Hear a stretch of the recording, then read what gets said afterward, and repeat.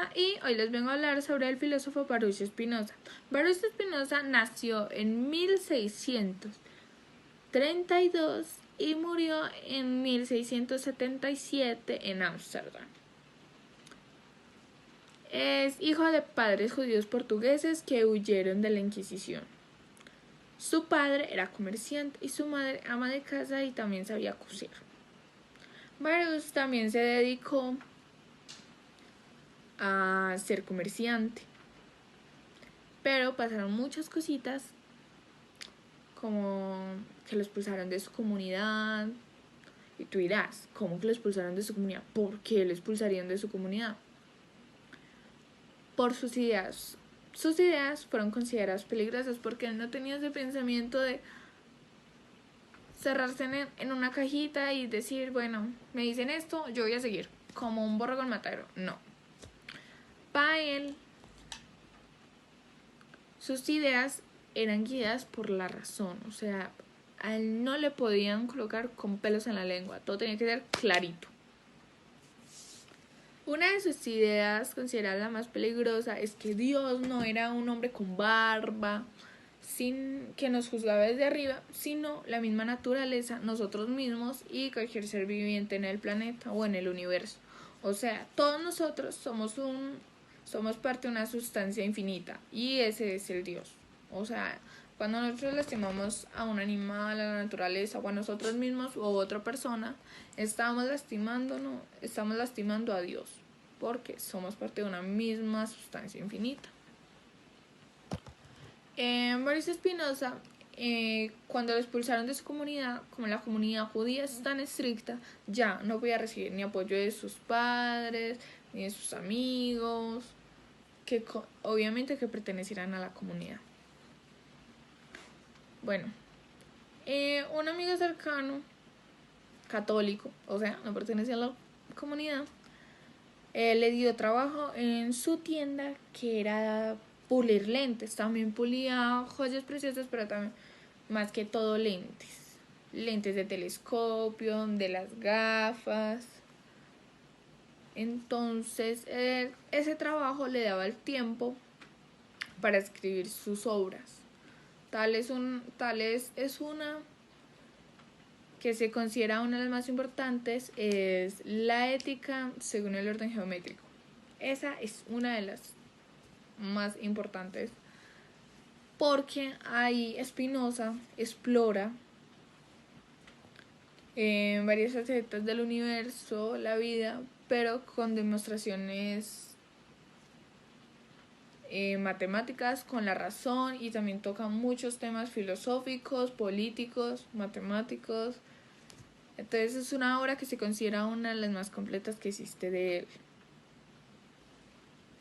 él. Baruch Spinoza fue juzgado y porque él difería mucho con el filósofo Descartes.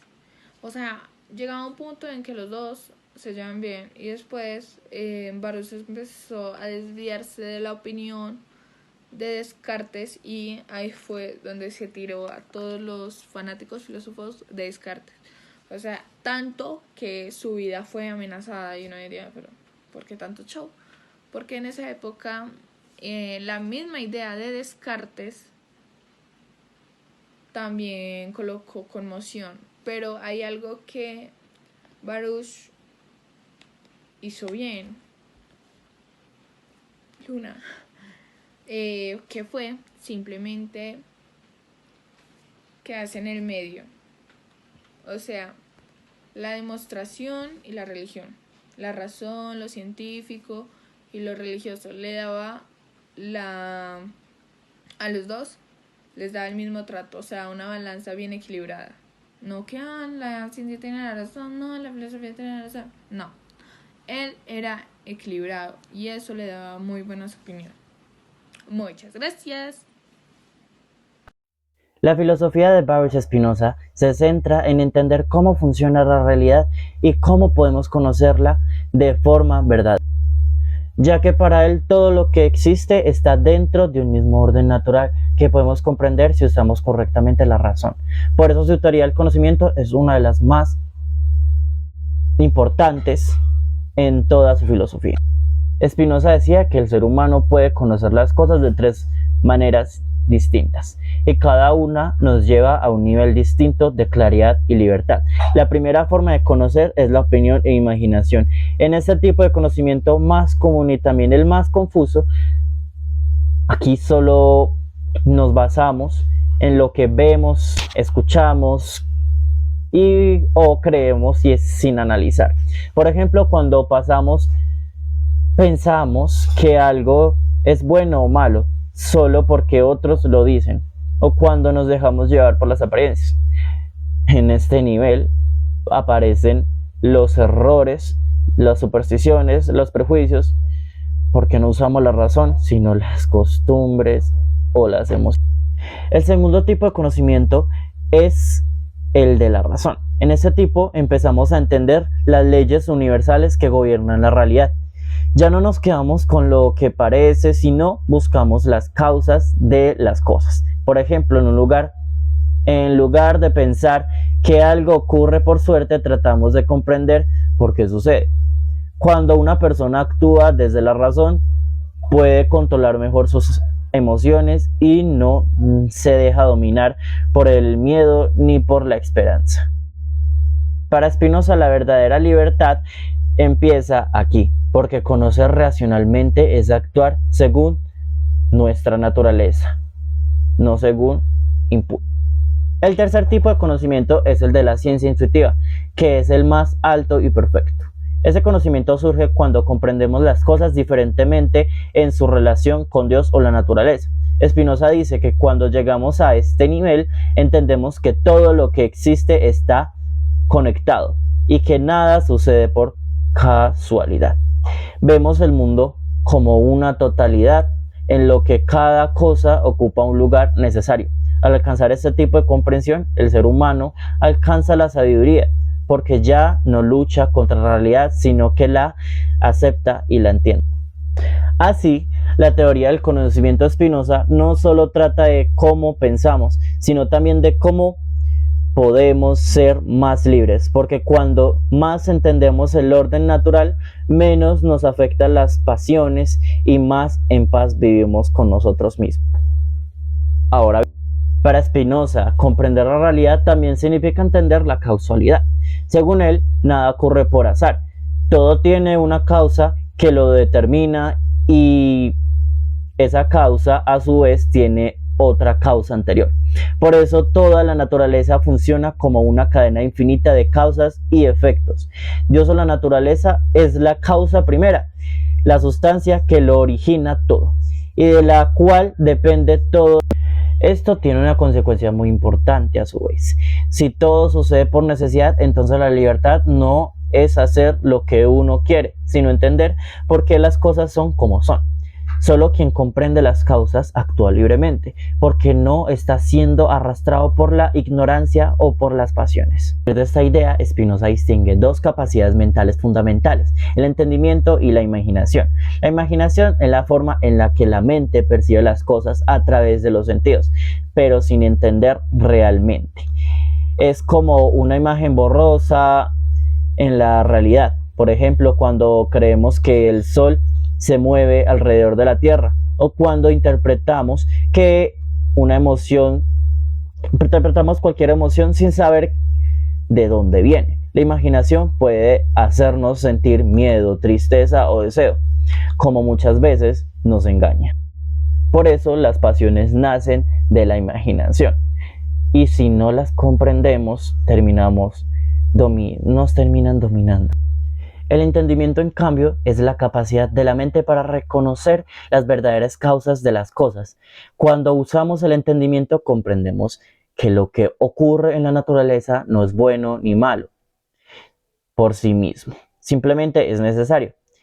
Esa comprensión nos da serenidad porque dejamos de luchar contra lo inevitable.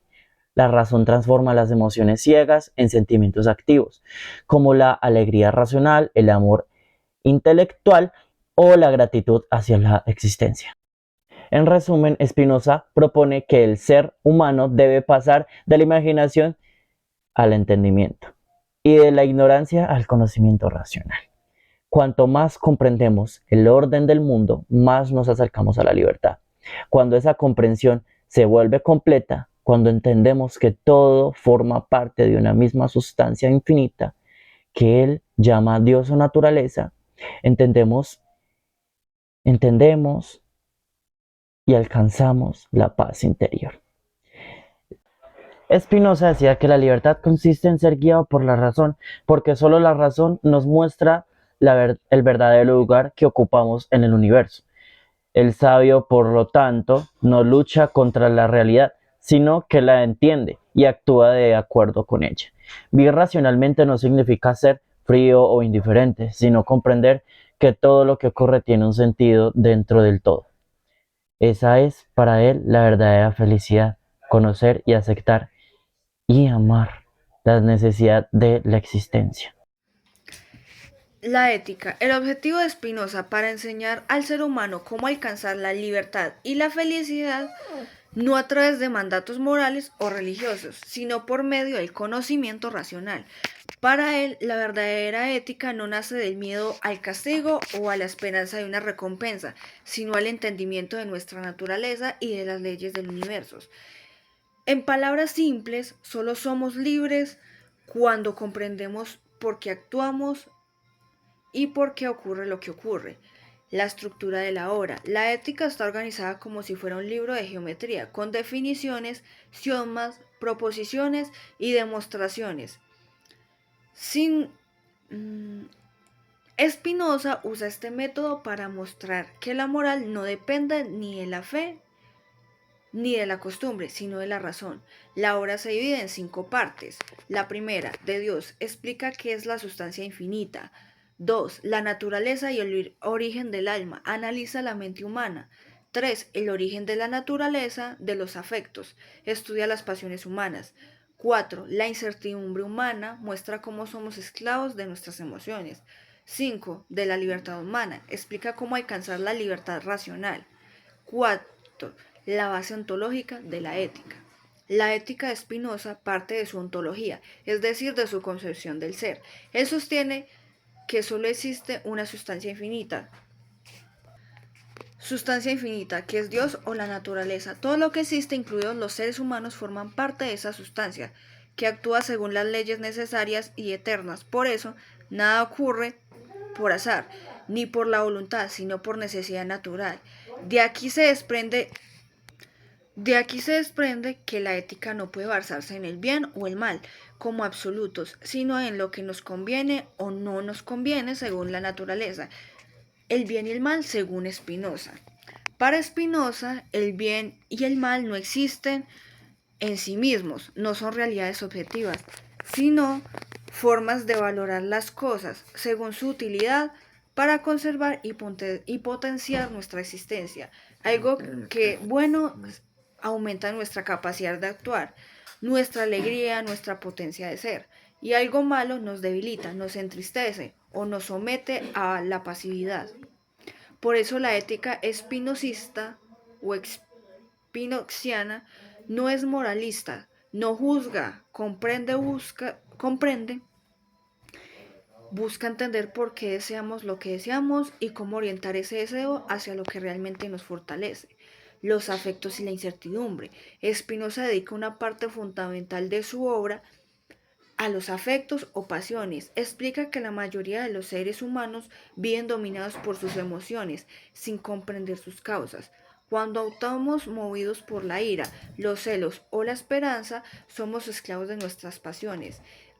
Él a eso lo llama la incertidumbre humana, la dependencia emocional de lo que no controlamos. La salida de esa esclavitud no está en reprimir los afectos, sino en comprenderlos racionalmente. Al entender sus causas, dejamos de ser pasivos y nos convertimos en seres activos. La libertad racional. La libertad para Spinoza no consiste en hacer lo que queremos, sino en querer que la razón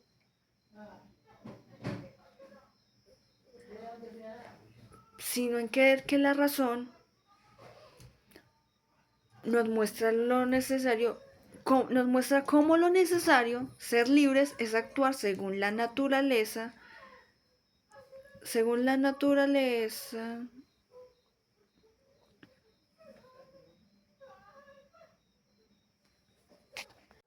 el racionalismo sostiene que la mente humana tiene ideas innatas y que mediante la razón podemos descubrir verdades universales, sin necesidad de recurrir a la experiencia o a la religión, a diferencia del empirismo, que cree que todo conocimiento viene de los sentidos. El racionalismo confía en la lógica y las deducciones. Spinoza tomó esa idea y la convirtió en un sistema completo. Para él la razón no solo sirve para conocer, sino también para vivir mejor. Creía que si comprendemos el orden racional del universo, podemos alcanzar la libertad y la paz interior y la felicidad. La obra principal, la ética demostrada según el orden geométrico, su obra más famosa es la ética, escrita con un estilo similar al de los libros de las matemáticas de Euclides. Spinoza organiza su pensamiento con definiciones, axiomas y proposiciones, demostrando cada idea con precisión y lógica. No es una obra moral en el sentido religioso, sino un intento de entender la estructura racional del universo. En esta obra, Spinoza desarrolla 5 partes fundamentales sobre Dios o la sustancia. Todo lo que existe forma parte de una única sustancia infinita que él llama Dios o naturaleza. 2. Sobre la naturaleza del alma. Alma humana no es algo separado del cuerpo. Ambos son una misma realidad vista desde dos perspectivas diferentes. 3. Sobre los afectos o pasiones. Las emociones son producto de causas naturales que pueden comprenderse racionalmente. Sobre la servidumbre humana. Somos esclavos de nuestras pasiones mientras no comprendamos sus causas. Sobre la libertad. Alcanzamos la libertad cuando entendemos racionalmente la necesidad del mundo. Dios o la naturaleza. Una de las ideas más provocadoras de Spinoza fue su concepción de Dios. Para él, Dios no es un solo ser personal ni un creador que interviene en el mundo. Dios es la naturaleza misma, el conjunto de todo lo que existe. Él lo expresa con su famosa frase, Deus sive natura, que significa, o sea, la naturaleza, Dios o la naturaleza. Esto significa que no hay milagros ni un destino divino, ni un plan superior. Todo lo que ocurre de acuerdo a las leyes naturales, que son eternas, necesarias y racionales. El ser humano no está fuera de la naturaleza, sino que forma parte de ella. Por tanto, entender a Dios equivale a entender el orden racional del universo. La mente y el cuerpo. Spinoza también rompió con la separación entre cuerpo y mente propuesta por Descartes. Mientras Descartes decía que el alma y el cuerpo eran dos sustancias distintas, Spinoza afirma que son dos modos de una misma sustancia. Esto significa que pensar y actuar son dos cosas, dos caras de la misma moneda. Nada de lo que sentimos o pensamos está separado del cuerpo o la naturaleza. Esta idea es tan avanzada que anticipó concepciones modernas de la psicología y de la neurociencia, donde se entiende al ser humano como un todo integrado, ética, libertad y emociones. Spinoza creía que los seres humanos viven dominados por las pasiones, como el miedo, la ira o la tristeza, y esto nos hace esclavos, pero podemos liberarnos de esas emociones entendiendo racionalmente sus causas.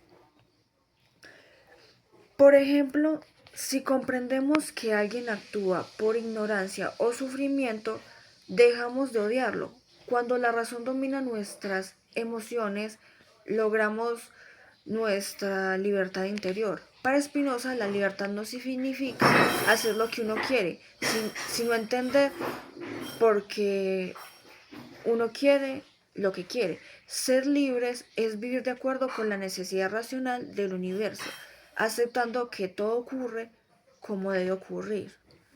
La felicidad y el amor intelectual a Dios. El punto más alto de su filosofía, lo que llama amor intelectual a Dios, que no es una emoción religiosa, sino una comprensión racional y profunda de la unidad de todas las cosas.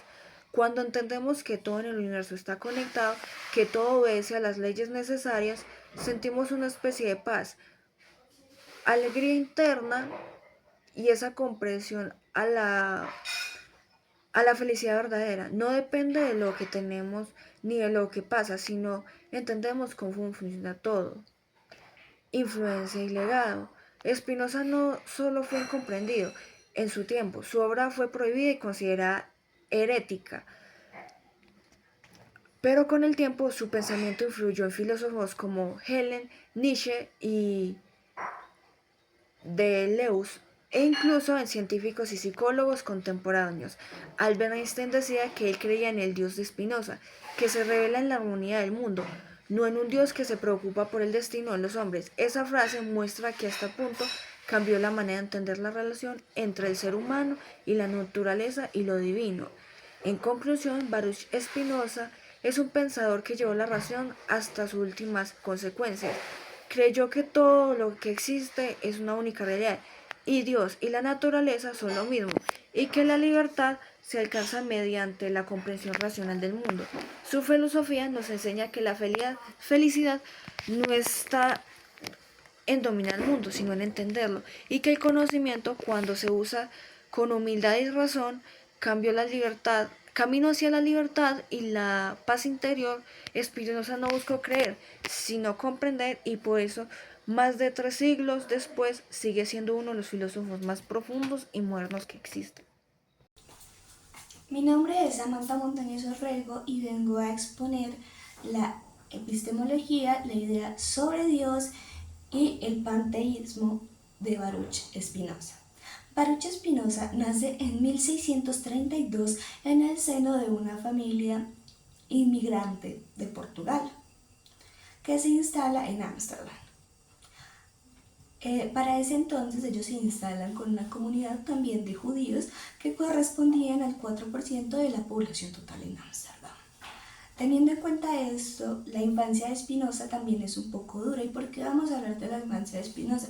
Porque según algunos analistas que se han fijado en la historia de Baruch Spinoza y en toda su ideología, es importante recalcar también la infancia de este. A la edad de 6 años, Baruch Spinoza pierde a su madre y a 2 de sus hermanos, para luego, pasados unos meses de cumplir sus 20 años, muere su padre, su madrastra y su hermana mayor.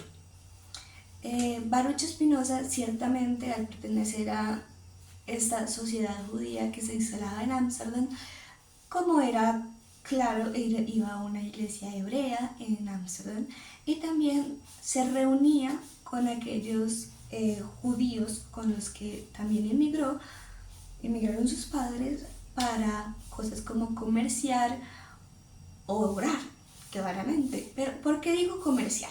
También es importante recalcar que a la hora de Baruch Spinoza también estamos hablando de cómo se creaba su seno familiar. Su padre era importador y exportador de frutas secas y especias. Claramente este trabajo, aunque sí dejaba una buena cantidad de dinero, era rentable y Baruch Spinoza ayudaba a su padre en ese sentido. Cuando su padre muere, tan solo unos meses después, Baruch Spinoza es excomulgado por los altos mandos de la ley judía en ese momento. Entonces, ¿por qué es excomulgado? Aquí voy a explicar por qué. Baruch Spinoza desde muy pequeño había empezado a leer leyendo a filósofos como lo eran Platón, René Descartes y demás. Ahora,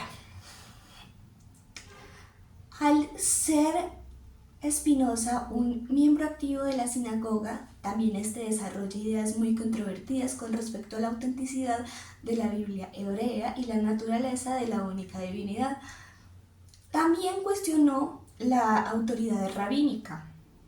Si bien mantuvo sus ideas un poquito en secreto hasta 1955, que es donde se crea y se publica, por así decirlo, la carta de excomulgación de Baruch Spinoza, la cual uno de sus párrafos dice: maldito sea de día, maldito sea de noche, maldito sea cuando salga, maldito sea cuando regrese, maldito sea cuando duerme y maldito sea cuando despierte, que nuestro Señor nunca lo perdone. Así cita uno de los párrafos de la carta de excomulsión de Baruch Spinoza. Al hablar de Dios tenemos que tener en cuenta que vamos a empezar con la idea de René Descartes y ya después vamos a desarrollar lo que Spinoza pensaba de Dios. Empecemos con Descartes. Descartes empezaba toda su filosofía diciendo: ¿cómo estoy yo seguro de que existo, de que estoy aquí, de que lo que estoy viviendo es real y por lo tanto existo? De esto viene la frase famosa de René Descartes: pienso y luego existo. ¿A qué quiero ir con esto? ¿Y cómo me explico con esto? Para Descartes, todo lo que piensa existe. Si yo pienso y tengo la libertad de cuestionarme lo que estoy haciendo mediante filosofía o simples cuestiones, existo. Porque la razón de existir es pensar. Ahora, en cierto momento, René Descartes necesitaba saber cómo iba a llenar eso. O sea, sí existía y acababa de sacar una forma de explicar su existencia.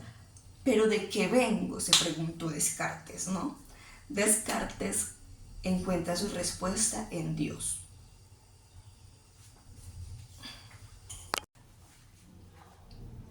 Ahora, vamos a pausar por un momento el tema de René Descartes. En cierto momento lo voy a volver a tomar desde el principio, pero primero quiero que tengamos en mente esto. Platón, Descartes, Spinoza. Para Platón, un Dios creador nos dio el cuerpo, pero algo tenía que darle sentido a solo la creación de un cuerpo, por lo cual lo dotó de alma. Para Platón, el alma era lo valioso, lo importante, lo verdaderamente que nos daba una identidad como seres humanos, mientras que el cuerpo era una coraza, un caparazón, una materia caótica, destructiva, por lo cual Platón lo pone de esta manera: el cuerpo es la cárcel del alma. El alma intenta liberarse de ahí, por lo cual Platón dice que en vida deberíamos darle soltura a nuestros deseos carnales para luego pulir nuestra alma y llegar a una debida, por así decirlo, perfección. No tanta perfección, sino tener la certeza de que entendemos que nuestra alma es lo que nos da una identidad, que nuestra alma es lo que nos da un verdadero significado, mientras que el cuerpo solo es eso, un caparazón, una coraza. Ahora, cuando te dije que íbamos a retomar el tema de Descartes, es ahora. Desde esta idea de Platón vamos a adelantarnos 200 años hasta Holanda, donde se encuentra René Descartes. Vamos a tomar la película de Descartes otra vez desde un ángulo más fijo. Voy a hacer lo más explicativa, lo más descomplicada, pero también voy a intentar explicar esto con mucho detalle, porque al ser un tema tan complejo y tan largo, es muy probable que yo me confunda, pero eso no puede suceder, así que voy a intentar explicártelo muy, pero muy bien. Bueno, empecemos. Como te dije, en Holanda se encontraba un francés, René Descartes, que medianamente recientemente había publicado una obra donde tocaba o hacía un recorderis de lo que era el dualismo. Ahora, René Descartes estaba de acuerdo en ciertos puntos, pero digamos que en un lugar de la vida de Descartes él tiene unas dudas filosóficas, muchísimas dudas, por lo cual él plantea: ¿cómo sé yo que todo a mi alrededor es real, que yo soy real, que esta botella de agua es real, que este lapicero es real? ¿Cómo sé que existo y que no hay otra persona que me maneje mediante hilos, ¿cómo sé yo que todo lo que tengo, que todo lo que vivo es real? Él también plantea esta duda. ¿Cómo sé que mi cerebro no está conectado a un tipo de simulador? ¿Cómo sé que realmente soy un hombre francés en el siglo XVII? Desde ese punto de partida, René llega a un tipo de conclusión. Puedo dudar de todo, de mi existencia, de las personas que me rodean, de todo mi entorno, pero de lo único que no puedo dudar es que estoy dudando. No puedo dudar de que dudo, y al dudar existo. Esto es lo que plantea René Descartes, que si cada ser que piensa es un ser que existe. De aquí sale la célebre frase: pienso, luego existo. Ahora, después de esto, René Descartes se plantea: ¿pero qué es lo que está pensando? ¿Es mi cuerpo lo que está pensando? Y ahí volvemos a tomar la idea de Platón. El dualismo, la separación cuerpo y alma. Aquí es donde René Descartes muestra su acuerdo, su parte que demuestra que de verdad está de acuerdo con lo que dijo. Porque ambos estaban de acuerdo que mi alma es lo que tiene la capacidad de razonar, de sentir, de pensar, porque mi alma es pura, porque mi alma es lo que le da valor a todo lo que soy. Pero él luego se plantea otra cosa.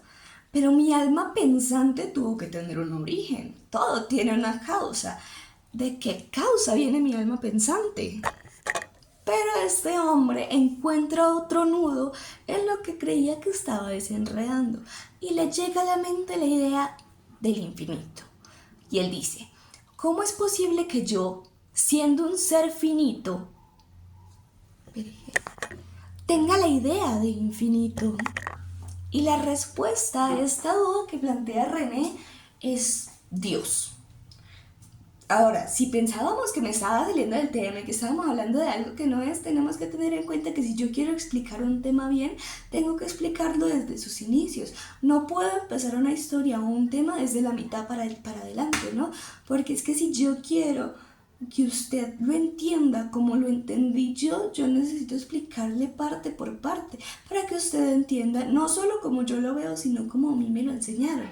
Ahora, la respuesta, René, de estas dudas de quién era el ser infinito era Dios. Dios había creado a René Descartes con todo su amor y con todo su cariño. Ahora, ¿cómo se refleja este cariño?, pensó Descartes. Ahí es donde él dice: este cariño que Dios me da, este amor con el que Dios me creó, se separa en alma y cuerpo. Dios, al amarme tanto, me dio un alma pensante, me dio la capacidad de razonar, de pensar y de filosofar. Y tú pensarás, ¿qué es lo increíble de esto? Es que después de 200 años, después de Platón, la idea de dualidad vuelve con René Descartes tomándola. Ahora, si todavía no lo entiendes, vamos a repartirlo en 3 ramas. Dios. Vamos a poner a Dios aquí. Dios es una sustancia infinita que crea, vamos a ponerlo para aquí arriba, una sustancia pensante, que sería el alma humana. Y para acá abajo pongamos que salga una sustancia extensa, que sería el cuerpo. Ahora, ¿cómo te podría yo explicar a ti esto? Planteémoslo así. Tengamos en cuenta que después de René descubrir esto, o redescubrir algo que ya Platón había planteado, él dice: el ser humano es el único ser que tiene un alma pensante. Para René, los animales no tenían esto, solo el ser humano. Ahora, ¿qué tiene esto? Que nosotros tenemos 2 partes de lo que la sustancia infinita crea: la sustancia pensante y la sustancia sustancia extensa. Ahora, ¿qué tienen los animales y las plantas? Solo sustancia extensa. O por lo menos esto es lo que René plantea. Ahora, ¿cómo nosotros, teniendo ambas extensiones, podemos realmente saber que esto, conocer lo que tenemos? René plantea que lo podemos sentir y que lo podemos conocer de acuerdo a nuestros ojos, nuestra boca, nuestra nariz, de acuerdo a los sentidos, porque el alma es la que nos da la capacidad de sentir y de vivir al mismo tiempo. Ahora, ¿qué otra cosa planeó Descartes? Descartes dijo que a través de todos estos sentidos se crea la ciencia, que la ciencia no era más que una prueba tras otra, de que... Ahora, muy probablemente te estés preguntando, ¿qué es una excomulgación? Te lo voy a contestar. Una excomulgación es un tratado escrito que como tal prohibía y tenía terminantemente prohibido que alguno de los integrantes de este clero judío que se encontraba cerca de la casa de Spinoza tuviera algún tipo de contacto, intención de comercio o cualquier tipo de conversación cerca de Spinoza.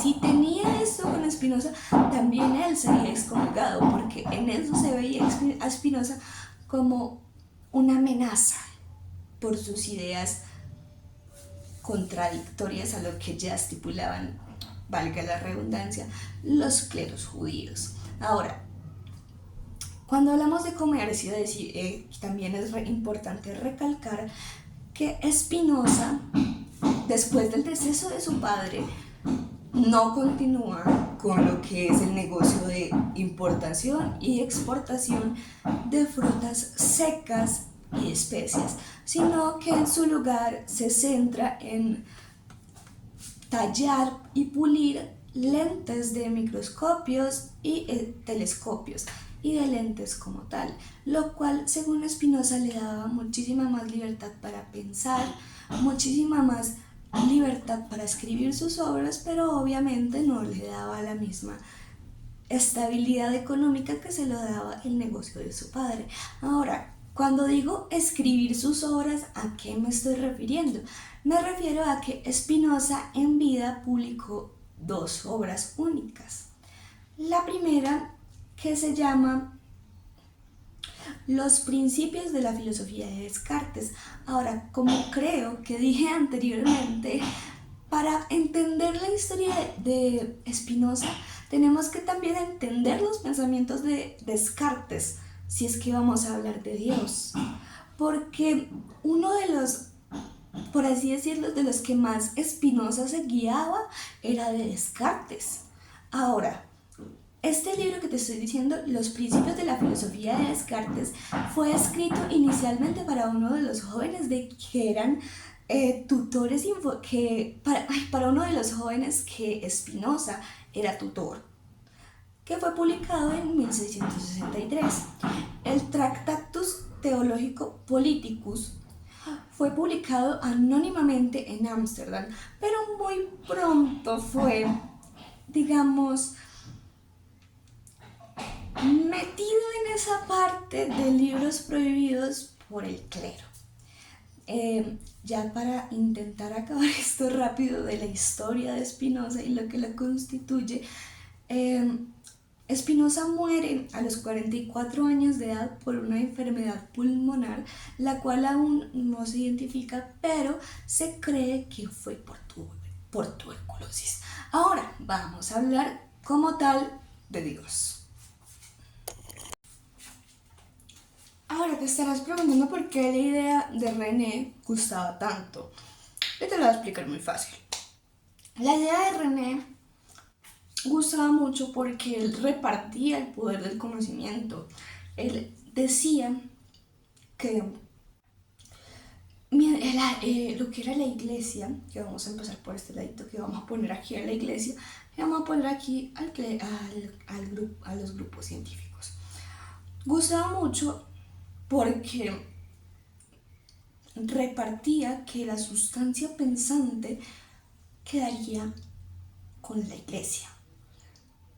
Porque ya la sustancia extensa, es decir, el cuerpo, los planetas, los animales, las plantas, las partículas, todo eso quedaría en manos de la ciencia.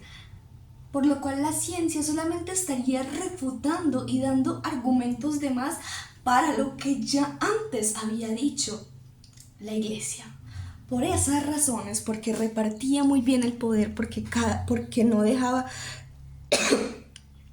afuera a ninguno de los dos, porque repartía muy bien las intenciones de cada uno. Por eso la idea de René Descartes gustaba tanto a las comunidades. Spinoza empieza contradiciendo cosas que ya el francés había establecido desde antes. Por ejemplo, ¿qué es una sustancia para Descartes? Una sustancia para Descartes es aquello que solo necesita de sí mismo para sobrevivir o para existir. Eso es una sustancia para el francés. Y miremos quién es el único que cumple con este requisito. Solo se necesita a sí mismo para existir. Pensemos un momentico, ¿cierto? Dios. Fue el momentico que pensamos. Dios es el único que cumple con este requisito. Y si llevamos el hilo hasta ahí, hasta ese punto, Spinoza está de acuerdo. Hasta ese punto, Spinoza apoya lo que el francés dice. Y de acuerdo a esto, Descartes le crea un problemita, una piedrita en el zapato, por así decirlo. Si Dios es una sustancia, entonces, ¿de qué venimos nosotros? ¿De qué vienen los animales? ¿De qué venimos nosotros? ¿De qué viene todo lo que percibimos? Ahí Descartes tendría que dar una respuesta, lo cual se le forma un problema a René, porque no esperaba que lo contradijeran con sus propias palabras. ¿Te acuerdas del diagrama que hice imaginariamente hace un momento? Dios, sustancia infinita. De él para arriba sale la sustancia pensante, que sería el alma humana creada por Dios. Ahora para abajo estaría la sustancia extensa, que serían los cuerpos. Quiero que tengamos muy en cuenta este diagramita que te acabo de hacer. Entonces eso es lo que agarra por el pelo a Descartes. Porque si ya habíamos dicho que una sustancia es algo que solo se necesita a sí mismo para existir, por lo cual no podría ser creado, entonces Descartes cae en una contradicción. Porque lo único que cumpliría con ese requisito es Dios, entonces Dios no podría crear una sustancia extensa y una sustancia pensante, porque estas solo necesitarían de sí mismos para existir, por lo cual no podrían ser creadas. Y ya vieron el problemita que creó Spinoza, ¿cierto? Pues imagínense que Spinoza solito lo va a resolver. En el momento en el que René Descartes está pensando en la contradicción que él acababa de cometer, entonces Spinoza toma la palabra y dice: sí, esto que son cuerpos, si mi alma, que es un alma pensante, una sustancia, no fue creada y el único ser que cumple con lo que necesita para ser una sustancia es Dios, entonces se les arregló muy fácil y dijo: entonces, tanto la materia como nosotros, como los animales, somos extensiones de Dios. Yo soy una extensión de Dios, una mínima partícula. Tampoco soy Dios, pero soy una mínima partícula de Dios. Tú eres una mínima partícula de Dios. Los animales son una mínima partícula de Dios. Porque ahí también Spinoza y Descartes entran en un conflicto. Porque, como dije anteriormente, Descartes no pensaba que los animales pudieran entrar en lo que era la sustancia pensante. Pero claramente Baruch sí los quiso incluir, porque como él mismo dijo, todos contenemos una pequeña parte de Dios. Ahora, tú estarás pensando qué enredado estás diciendo, Samantha. Para Spinoza, Dios no crea las cosas. Dios no te crea a ti, Dios no me crea a mí, Dios no crea a nadie. Dios es nosotros, tú eres Dios, yo soy Dios, los perros son Dios, los animales son Dios. Todos somos Dios porque somos una extensión de la única sustancia que no necesita de nada para existir. Ahora, esto se puede malinterpretar. Podríamos malinterpretar esto a como que Baruch estaba diciendo que Dios es tan grande como lo es nuestro universo, lo cual Baruch no está de acuerdo, porque si prestamos atención, Dios es una sustancia infinita, por lo cual Dios sería muchísimo más grande de que lo que es nuestro universo. Ahora, la forma en la que te lo puedo explicar es: nuestro universo sería un mero granito en una playa completa de lo que sería Dios. Y de aquí vamos a llegar casi al final de esto. Y yo sé que ya tomamos mucho tiempo con Platón y René Descartes. Y sí, es que para entender una historia completa tenemos que empezar desde el principio. Y sí, parte del principio, Spinoza está de acuerdo, pero Spinoza también saca sus propias conclusiones. Y solo llegamos a 2. Conocemos a Dios y somos Dios. Obviamente no completamente somos Dios, somos una mínima partícula de Dios. Pequeños, muy pequeños, pero somos Dios y conocemos a Dios. ¿Cómo conocemos a Dios? Porque Dios se expresa de infinitas formas. Yo puedo conocer a Dios mediante el otro, mediante todo, mediante la naturaleza, mediante cualquier cosa. Yo puedo conocer a Dios porque, según la filosofía de Spinoza, todos somos una parte de lo que es Dios. Ahora, como te dije anteriormente, aunque esté de acuerdo en ciertas cosas, como que existe un alma y un cuerpo, Baruch Spinoza está completamente en desacuerdo en que sean entes separados. Para él, se trata que de una y la otra son una misma cosa. Pero viste desde diferentes perspectivas, claro que sí. Por hipótesis podríamos decir que si el alma no pudiera pensar, el cuerpo estaría inerte, o podría ser en viceversa.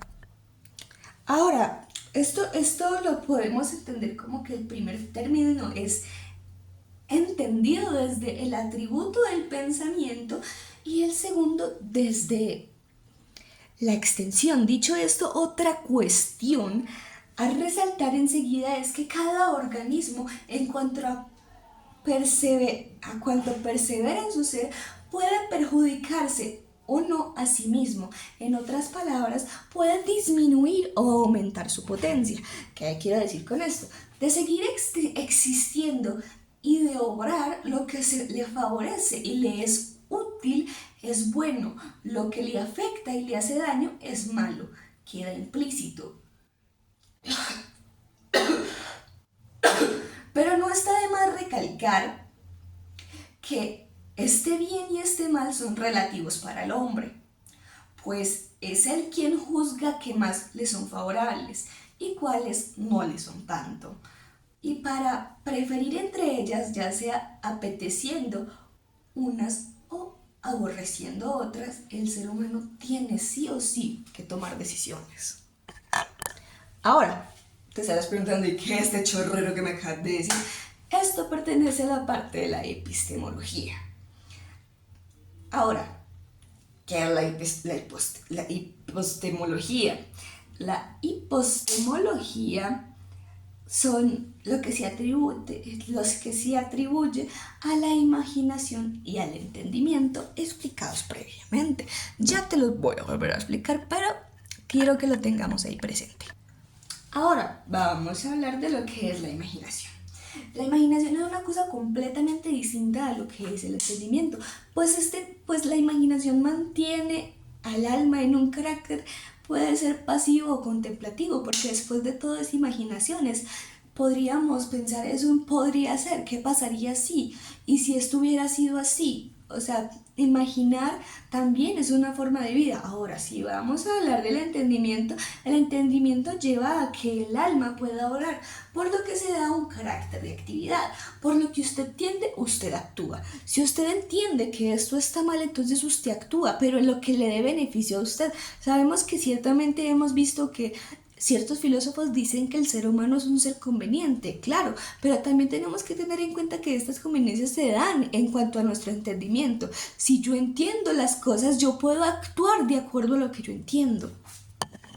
Ahora, ¿esto a qué nos lleva, Samantha? Esto nos lleva a que aquello que nos es útil nos potencia, nos abre, nos impulsa más. Digamos, en lo que yo sea útil, en eso voy a tener una potencia de más. Mientras yo tenga más entendimiento en lo que me es útil, voy a tener más potencia, que podemos traducirlo en que nos eleva y nos libera de una manera. ¿Y qué es esa manera? Pues nos hace velar por lo eterno antes de por lo perecedero. Ahora, quiero tocar más el tema del entendimiento. El entendimiento por su cuenta puede definirse por vía negativa, claro que sí. Es decir, recordando que su opuesto es la imaginación, lo cual acabamos de detallar hace un momentico.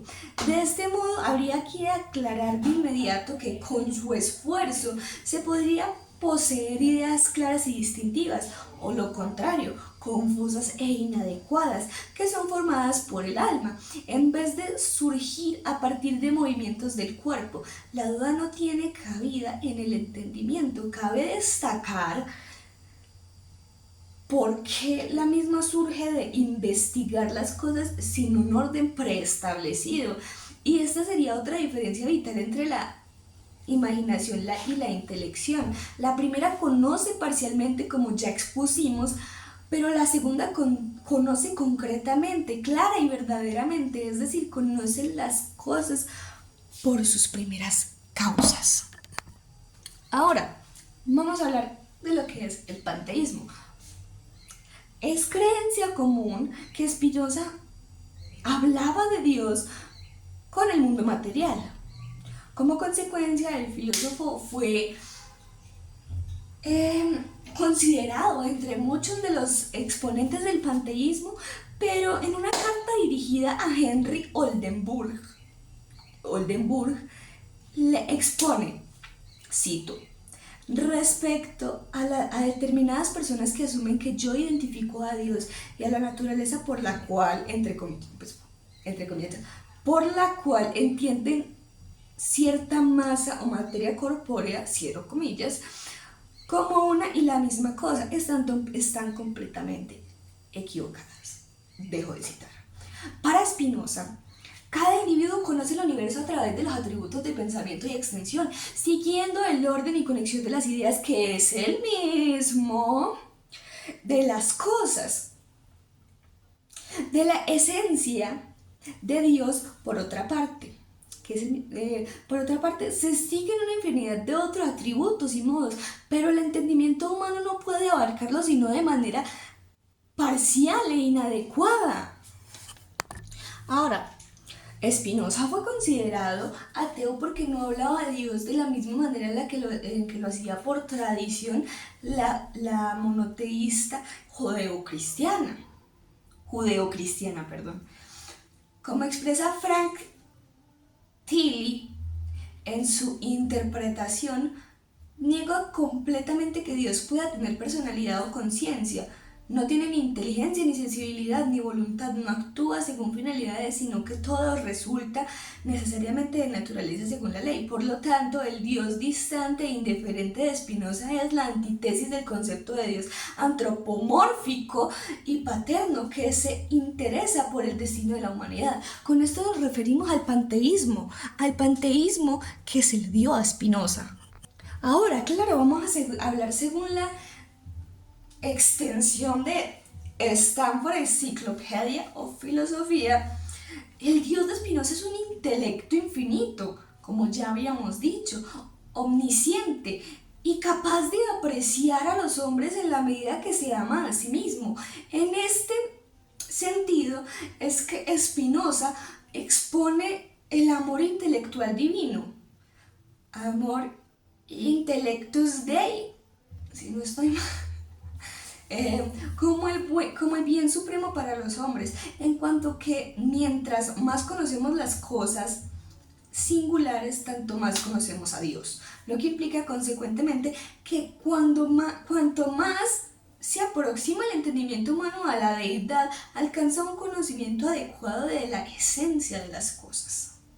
Y con eso terminamos epistemología, Dios y panteísmo. La sustancia. Spinoza parte de una pregunta fundamental: ¿qué es lo que existe por sí mismo y se explica por sí mismo? A eso él lo llama sustancia. En la ética, Spinoza define la sustancia como aquello que en sí no se concibe por sí mismo. Esto significa que la sustancia no depende de nada para existir ni para ser comprendida. Todo lo demás, las cosas, personas, pensamientos, cuerpos, existen de la misma sustancia, no son la sustancia.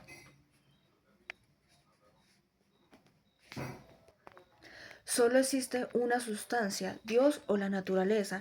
Mientras filósofos como Descartes hablaban de varias sustancias, por ejemplo, una sustancia para la mente y la otra para el cuerpo, Spinoza rompe completamente esa idea. Afirma que solo existe una única sustancia y esa sustancia es Dios o la naturaleza. No hay nada fuera de ella. No existe un Dios separado del mundo ni un creador que actúe desde afuera. Todo lo que existe, los planetas, animales, las emociones, los pensamientos, son modos o expresiones de esa única sustancia infinita. Por eso Spinoza dice que Dios es un ser personal, sino la totalidad del ser. Dios no crea el mundo, Dios es el mundo. Las propiedades de la sustancia. Spinoza dice que la sustancia tiene atributos, que son las formas con las que entendemos y percibimos cada atributo. Expresa la esencia de la sustancia de un modo distinto. Los humanos conocemos dos de esos atributos: el pensamiento, que manifiesta como mente o ideas; la extensión, que se manifiesta como cuerpo o materia. Pero Spinoza afirma que la sustancia tiene infinitos atributos, aunque nosotros no podamos comprenderlos todos. Esto muestra su carácter infinito, absoluto y eterno. El concepto de infinito. Cuando Spinoza habla de lo infinito, no se refiere a algo sin límites espaciales o temporales, sino a algo que no depende de nada más para existir. El infinito en Spinoza significa autosuficiencia, plenitud del ser, totalidad. Por eso, Dios o la sustancia son infinitos, porque no pueden ser concebidos como limitados por otra cosa. Si existiera otra sustancia distinta, limitaría la primera y eso sería imposible. Así que el infinito no es una cantidad, sino una condición ontológica. La sustancia infinita porque contiene en sí todo lo que puede existir o pensarse.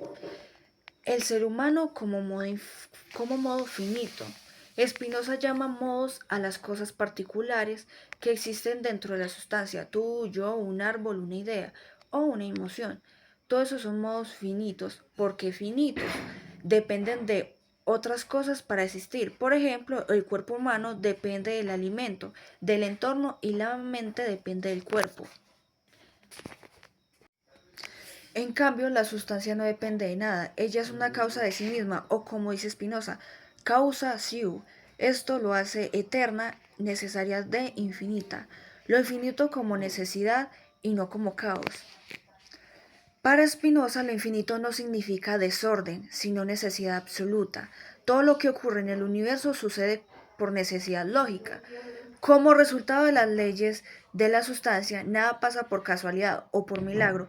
Todo está determinado por causas naturales y racionales que surgen del mismo infinito. Por eso, para Spinoza, entender el mundo racionalmente es entender cómo lo infinito expresa en cada cosa particular. Cuando comprendemos las causas de las cosas, dejamos de sufrir, por lo que no podemos cambiar, y alcanzar la serenidad, lo infinito y la libertad. Spinoza conecta la idea de infinito con la libertad. Dice que solo Dios, es decir, la sustancia infinita, es verdaderamente libre, porque actúa solo según la necesidad de su propia naturaleza. Los seres humanos, en cambio, creemos ser libres, pero en realidad somos parte del orden necesario de la naturaleza. No hay libre albedrío en sentido absoluto. pero sí libertad racional, que consiste en entender las causas que nos determinan. Cuanto más comprendemos el orden de lo infinito, más libres nos volvemos interiormente. Implicaciones filosóficas. El pensamiento de Spinoza sobre la sustancia y lo infinito cambió para siempre la filosofía. Elimina la separación entre Dios y el mundo, entre espíritu y materia, entre lo divino y lo humano. Nos enseña que todo está conectado y que todo tiene una razón de ser. Su visión es profundamente racionalista, pero también profundamente espiritual, porque ve en la naturaleza la expresión eterna del infinito. Fundamento natural del poder. Spinoza parte de una idea clave: el ser humano no es un ser racional por naturaleza, sino pasional. Actúa movido por sus deseos, miedos y esperanzas. Por eso, no se puede fundar la política en la moral, sino en la naturaleza real. Según Spinoza, en el estado natural, cada individuo tiene un derecho absoluto a hacer todo el poder les permita para conservarse. A ese poder lo llama potencia. Pero cuando las personas se unen y crean una comunidad, se den parte de ese poder individual al Estado para asegurar la convivencia y a la paz. Así nace el poder político. No elimina el derecho natural, sino que lo organiza. El Estado como expresión de la razón. Para Spinoza, el Estado no es un mal necesario, sino una expresión racional de la naturaleza humana. El objetivo del Estado es garantizar la libertad y la seguridad de los ciudadanos, no dominarlos. Su frase más conocida en política es: el fin del Estado no es dominar a los hombres, sino liberarlos del miedo para que vivan con seguridad y desarrollen su razón. Por eso, el mejor gobierno no es el autoritario ni el más religioso, sino aquel que favorece la libertad y el uso de la razón. La libertad de pensamiento y de expresión. En el Tratado Teológico Político, Spinoza defiende algo revolucionario para su época: la libertad de pensamiento y de expresión como base de un Estado estable. Sostiene que el pensamiento no puede ser controlado por la fuerza, porque nadie puede obligar a otro a creer algo en su mente. Por eso, intentar imponer una doctrina religiosa o política solo genera hipocresía y violencia. Para él, cada persona debe tener el derecho de pensar y decir lo que crea verdadero. Siempre respete las leyes comunes y no incite al odio ni a la destrucción del Estado. Esta defensa de libertad hace de Spinoza uno de los primeros filósofos modernos del pensamiento democrático y laicista, religión y política. Uno de los puntos más polémicos de Spinoza fue su crítica a la religión institucional. Él no niega a Dios, él no niega a Dios, pero redefine su naturaleza. Dios no es un ser personal que interviene en el mundo, sino la naturaleza misma.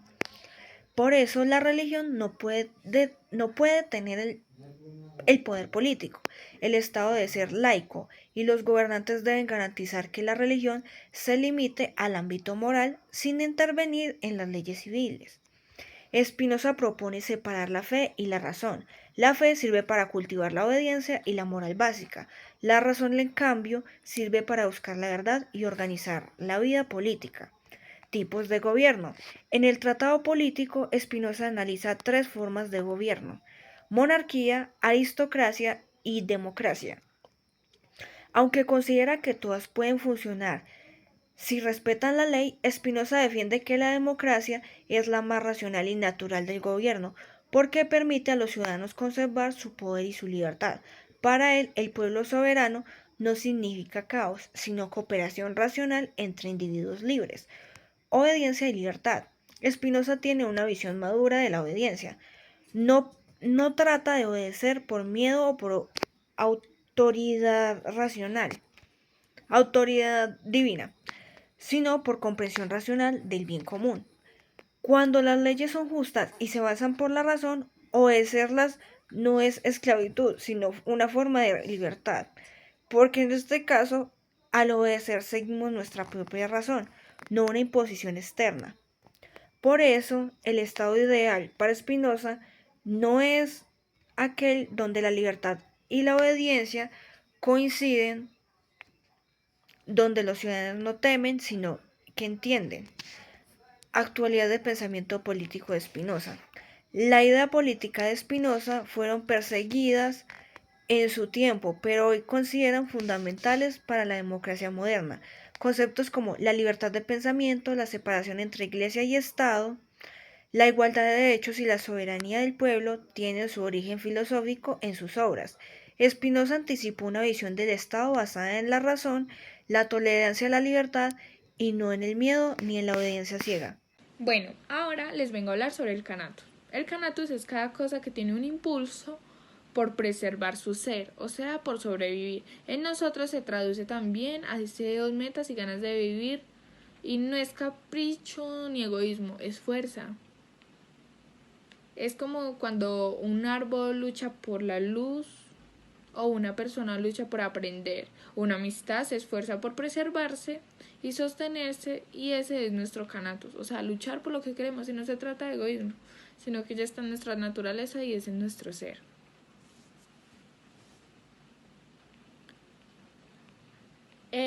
El Canatus es muy importante porque es Spinoza como lo explicaba, que es nuestra fuerza, o sea, cosas que nos traen nuestro Canatus: estudiar, dormir bien, cosas que les disminuyen es que nos acostamos viendo TikToks, o sea, que no nos van a servir de nada.